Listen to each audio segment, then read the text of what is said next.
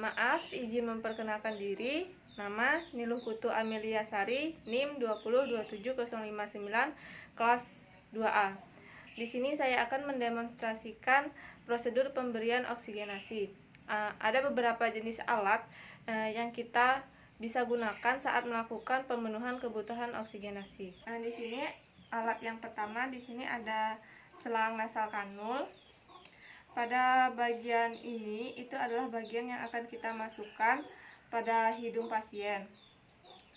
Panjangnya itu 0,3 sampai 0,9, dan bagian yang ini adalah bagian yang akan mengatur panjang dan pendeknya yang akan dipasangkan pada pasien.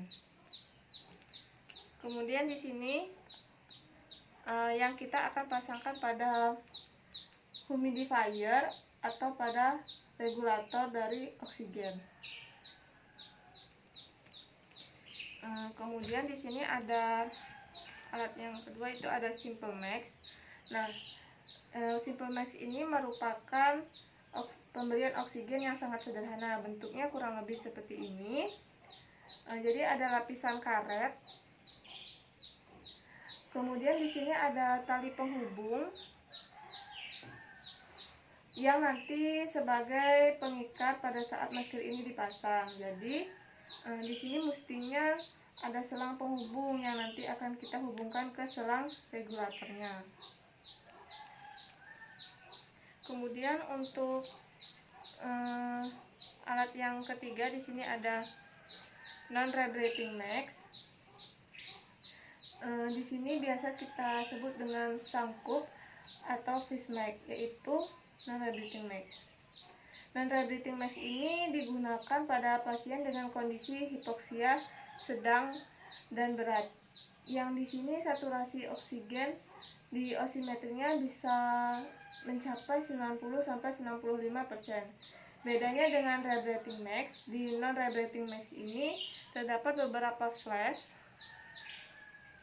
ini atau beberapa katup yang nanti akan memisahkan antara CO2 dan O2. Di sini ada reservoir dan di sini juga ada platnya bagian sini. Di sini volumenya itu biasanya mencapai 8 sampai 15 liter per menit.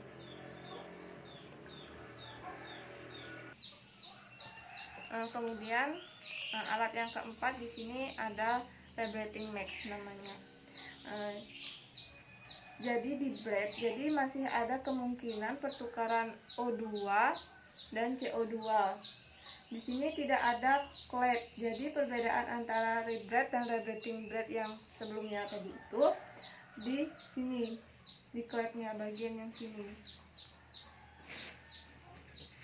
Jadi kemungkinan masih ada pertukaran O2 dan CO2 yang terjadi di sini, di mana fokus CO2 itu lebih tinggi. Jadi kontraindikasi dari penggunaan rebreathing max ini pada pasien-pasien yang nilai PCO2-nya tinggi, biasanya tidak dianjurkan menggunakan rebreathing max ini.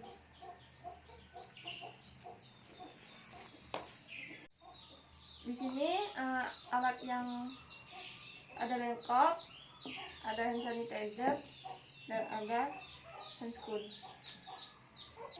Kemudian di sini ada tabung oksigen. Yang ini tuh namanya regulator. Ini biasanya menggambarkan oksigen isinya berapa dan volumenya berapa. Kemudian di sini ada flow meter. Nah, flow meter ini untuk mengatur berapa volume oksigen yang kita butuhkan. Misalnya kita akan mau memasang selang nasal kanul. Itu biasanya volumenya yang kita gunakan adalah 1 sampai 6 liter per menit. Terus di sini ada botol humidifier. Itu fungsinya untuk melembabkan jadi udara atau gas oksigen yang dikeluarkan oleh tabung ini. Kemudian ini untuk alat yang membuka tabung. supaya aliran oksigen ini mengalir dari tabung dasar nanti akan mengalir melalui regulator ini. Kemudian di sini kita akan mencuci tangan 6 langkah dan memakai sarung tangan.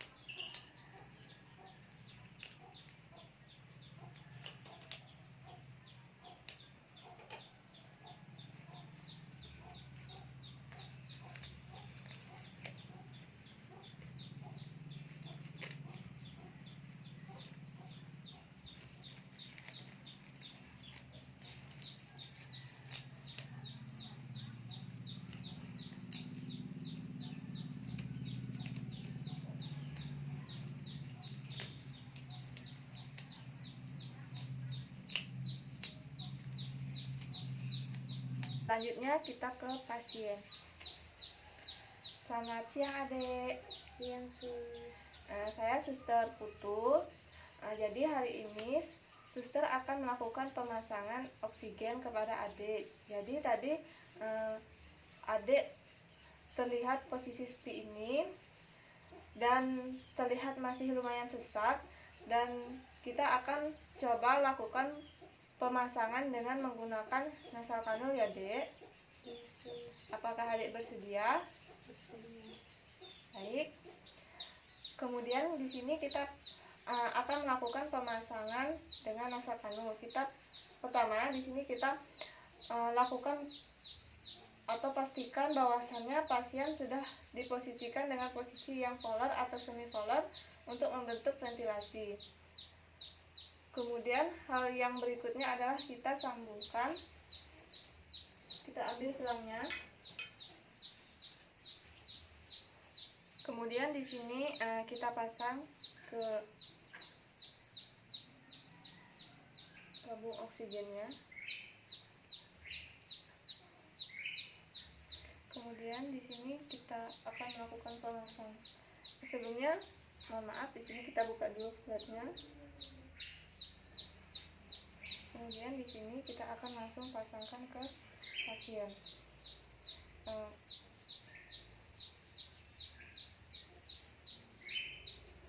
Maaf ya dek, relax ya dek ya, santai aja.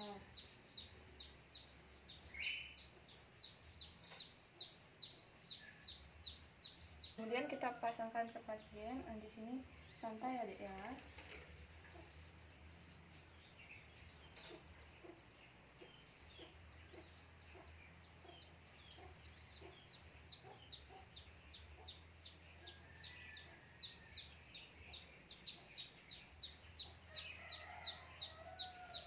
Adik nyaman tidak ya dek ya? Apakah masih sulit bernapas atau apakah masih terasa agak sesak? Di sini hal yang perlu kita perhatikan saat kita memasang nasal kanul itu apabila ada sumbatan dengan atau pasien dengan trauma di daerah maksila, tidak boleh kita lakukan pemasangan. Dan juga ada beberapa hal yang juga kita harus observasi selama terapi, yang jelas kondisi dari right, kemudian sirkulasi itu kita cek minimal 6 jam sekali. Baik dek, di sini pemasangan selang nasal kanulnya sudah selesai. Mudah-mudahan bisa membantu dan mengurangi sesaknya. Nanti kalau ada hal atau ada membutuhkan apa-apa, bisa pencet bel yang di belakang. Cukup ya dek. Suster Putu pamit. Selamat siang, semoga cepat sembuh. Baik, kemudian di sini setelah kita bereskan alat dan sebagainya, kemudian di sini kita lepas handscoon.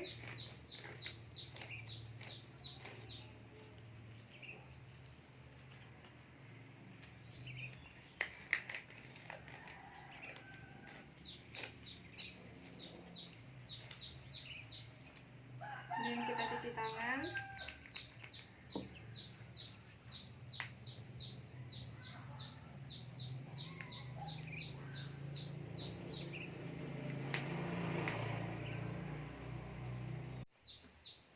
Nah, sekian video mendemonstrasikan pemenuhan kebutuhan oksigenasi. Saya ucapkan terima kasih.